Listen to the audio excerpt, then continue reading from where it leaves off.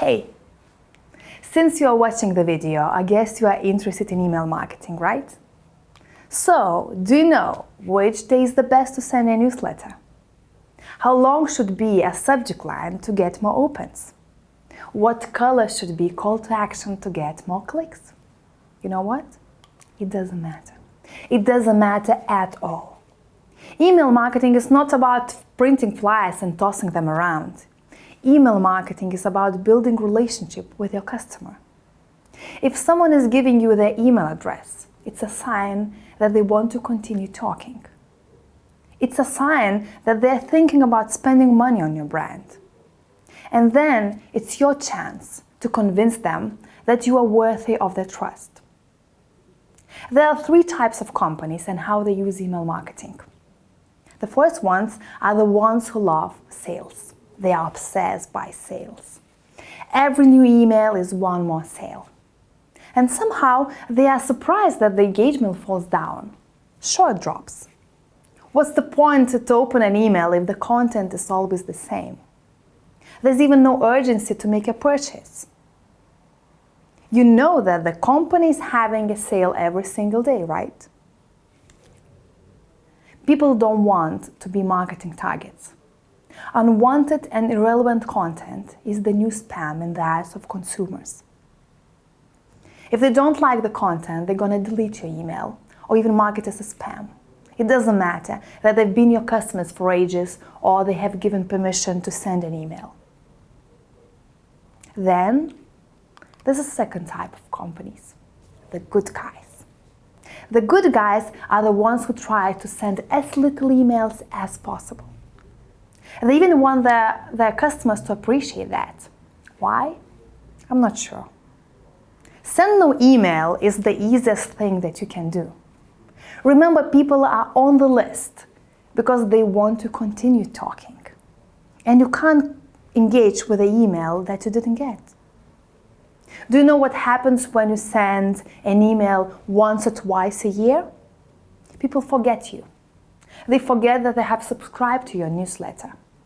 They're going to delete it or mark it as a spam. On the top of that, some email addresses are no longer valid. It means that these guys have never got any message from the company. It's like asking for a telephone number and never calling. My name is Ilma Nausedaite. I'm marketing director at MailerLite. It's an email marketing platform that is being used by more than 130,000 happy customers around the world. Every month they're sending more than 1 billion emails.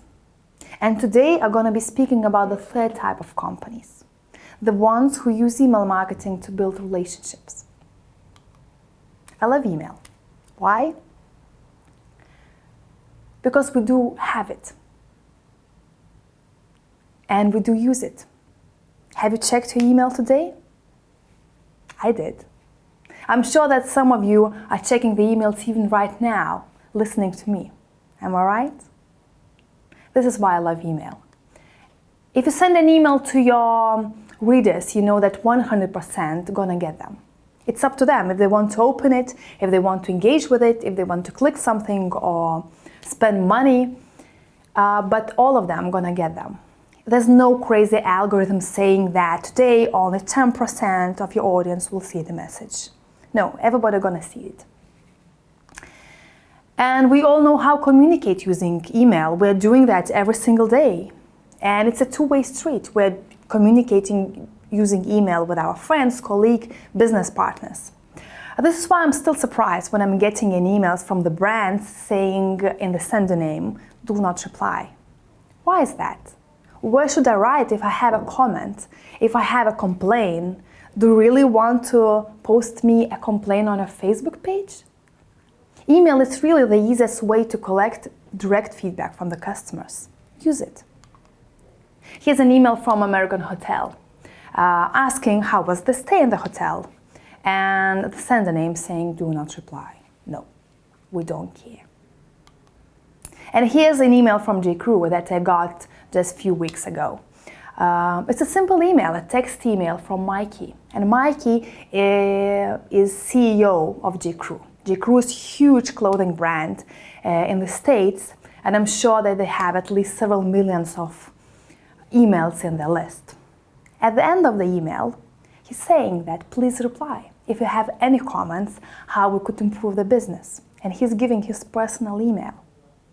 If this guy can give his personal email, everybody can. And finally, email marketing is really very measurable.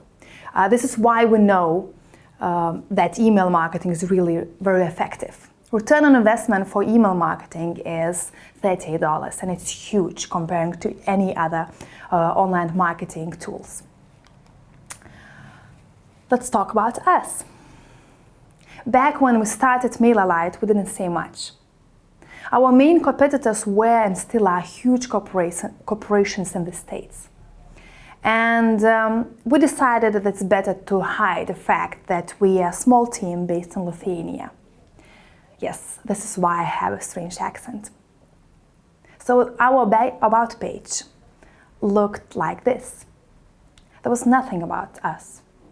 No faces, no fun facts, no stories that you could relate to. And only 3 years ago, we decided to change that. We decided to be ourselves. Now our About page is full of faces, full of stories, full of things that we love, that we believe in, and that we share with our current or potential customers. Even our emails have changed. Now they are way more personal and way more authentic. Here's a video where the founder of MailerLite is representing the new feature. This is where we share our knowledge about email marketing as well. It's not only about our products. We share everything we know, everything that had worked for us. We even share how we grow our company and how we work remotely. For example, last winter, we went to Bali for workation. It means that we worked, the whole team worked, and had great time in Bali. And we shared the whole story to our customers. And this is how they reacted. They loved it. We hear more and more comments saying that they have chosen MailerLite just because they know us. They know our values. And they trust us, right? And because now we're living in a relationship economy. We're surrounded by so many products and services.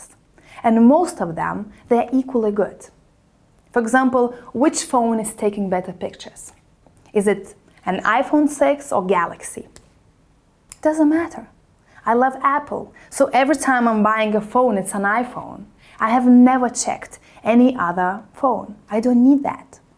Having a relationship and having trust with a brand is a shortcut to make a decision. This is why the quality of relationship is the biggest competitive that you can get. We don't have business to business or business to customers now. We're all humans to humans.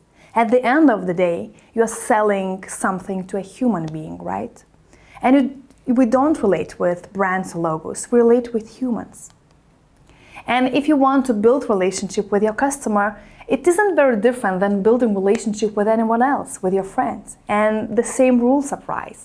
So now I'm gonna be speaking how to do that using email marketing. So first, make an eye contact.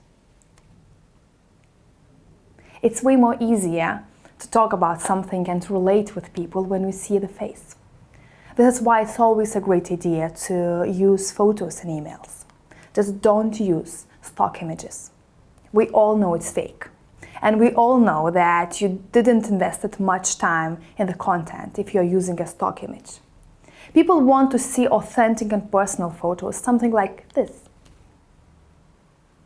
This is why Facebook Live, Periscope or Snapchat are so popular now. We want real faces, real stories, real time. And people expect to see that in email marketing as well.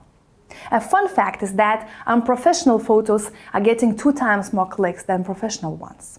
So if you have a cool picture of your team made with your iPhone, use it. Don't worry. People are gonna love it. Here's a welcome email from Squarespace. At the end of the email, they're including the photos of the customer support team.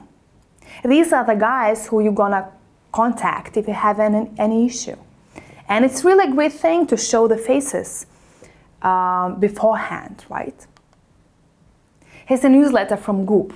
Goop is a lifestyle newsletter curated by Gwyneth Paltrow. So if you are on the list, you're gonna see authentic pictures like this. And it's a great bonus for the people who are on the list and who are actually opening the emails. Give something special for the people who are actually reading your emails. This is what Gary Vaynerchuk is doing every time he's sending an email. He's including something personal or something like VIP video inside the email. And I think Gary, it's a perfect example how being personal and authentic pays off. This is how he built huge empire. Tell me a story. Do you know which page is the most visited after the home page? The About page. It doesn't matter what kind of decisions we're making, usually we're checking the About page because we love stories.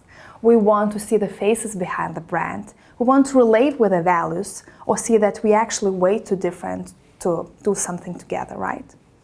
So Nausedaite, they're sharing their story in the welcome email. Nausedaite, it's clothing e-shop in the States that is meant for rule breakers and tastemakers, teenage girls. And the founder has started her company when she was 22. So it's a really great thing to share the story, because this is the story that their audience can and would love to relate to, right?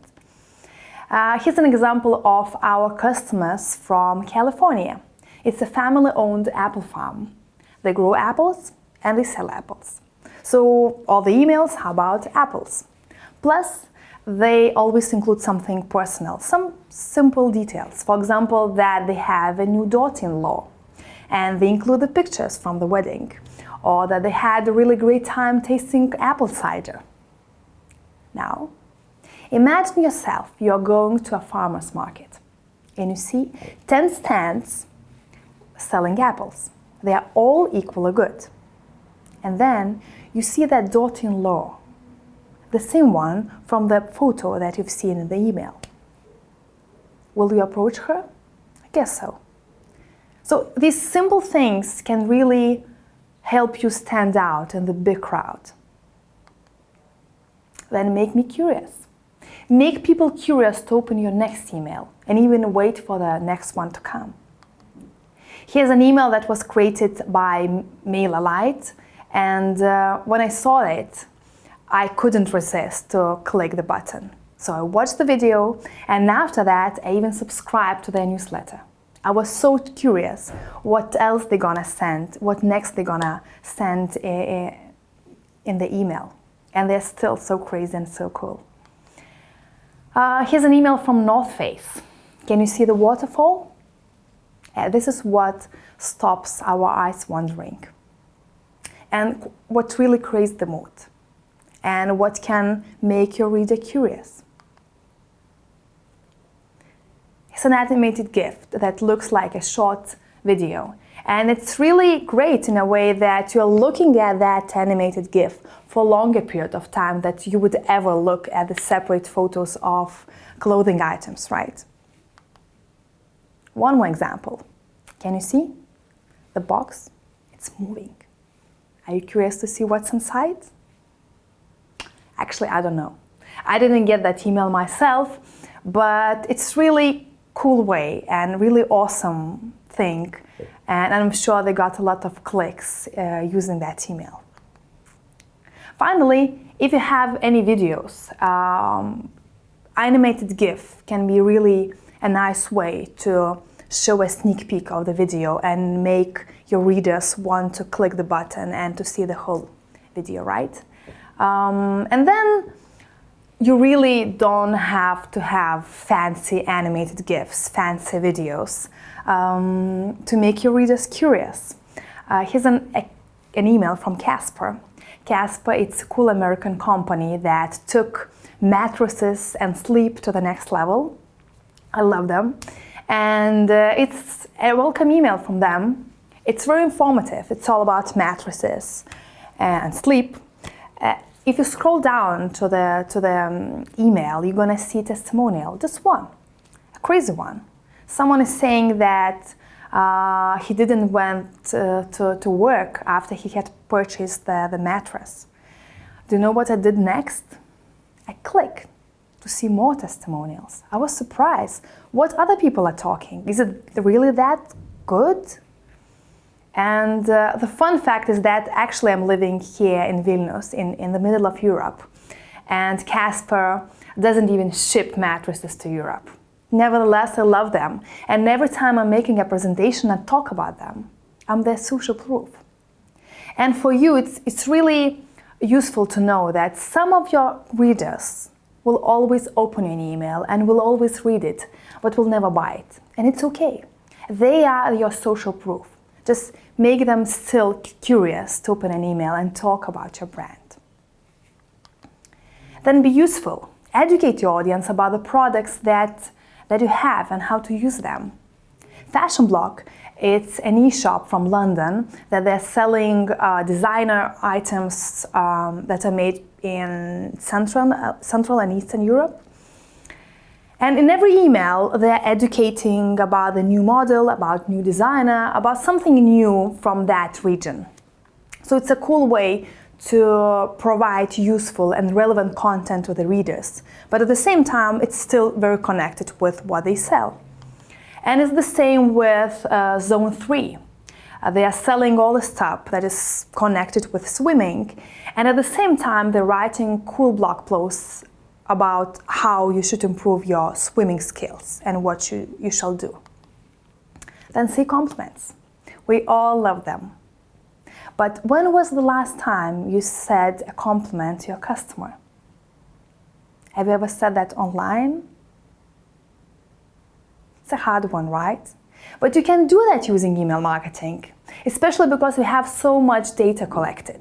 So I think the best example is Fitbit. They're saying so many compliments online, and I love them. Yes, I do use them. And every time I had received an email like this, I'm really encouraged to continue doing my steps. It's the same about TripAdvisor. I'm sure that hundreds, thousands, or maybe even millions of people got the same email. But it's really nice to be in the top 10%. And I will continue writing reviews in TripAdvisor because they do make me feel special. Then be a good listener. It's the most common advice that you get on building relationship, right? So do you listen to your customers? Do you ask questions? Simple ones. For example, which shoe do you like more? It's so simple to click on one, right? The same strategy is being used by Starbucks. Which season do you prefer? Summer or fall?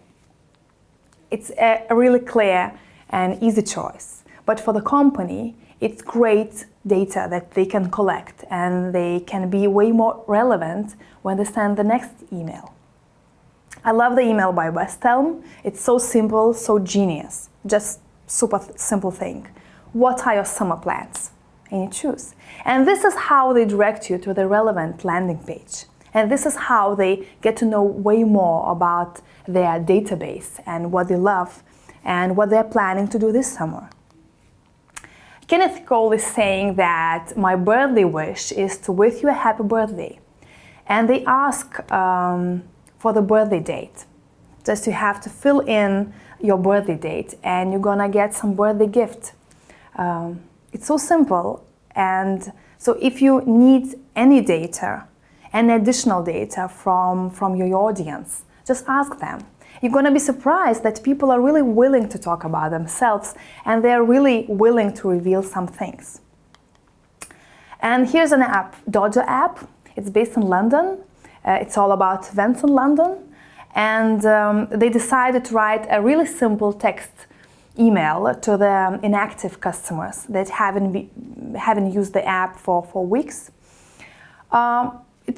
There's a photo of the founder, and the whole email is just a text from the founder of the app, and he's just asking, can you give us a second chance, and what were the problems? Could you I don't know, recommend something, what can be done with the app to improve it? And the results were amazing. Almost 80% of the people opened the email, and several hundreds of them replied. And this is how they made big improvements in the app and continue growing. And then the last thing is asking for favors. Psychology researchers show that if you do someone a favor, you tend to like that person more. It's so simple. So ask for really small favors from your readers. Make them do something. Just make them be active, not just passively scroll down to your email. Ask them to comment, to reply, to forward the email, to like you on Facebook, anything. Just small things to remember you and to stay in their mind. This is what the hustle is doing. It's a cool email with full of nice stories and news. At the end of it, they are asking to, what song are you listening right now? And your recommendation, seriously reply and tell us. It's so simple to reply, right? And I'm sure that hundreds or maybe even thousands of people replied to the email. And then they really got engaged. In a way that you don't reply that much to their brand, right? Once you do that, it's almost like your friend. And you will always open the email that was sent by your friend, right? Here's an email from a restaurant in Bali. I had great dinner there, and the next day I got an email from them asking to review them on TripAdvisor. For me, it's really simple. For them, it's big business. But at the same time, just because I rated them on TripAdvisor, I still remember the name. And if someone is going to Bali, I always recommend this place because I still remember their name. And finally, I'm not saying that selling in emails is bad. Not at all.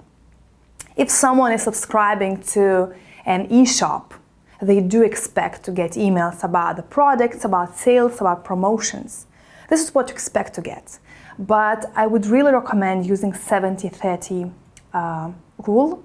It means that 70% of your emails should be about the customer.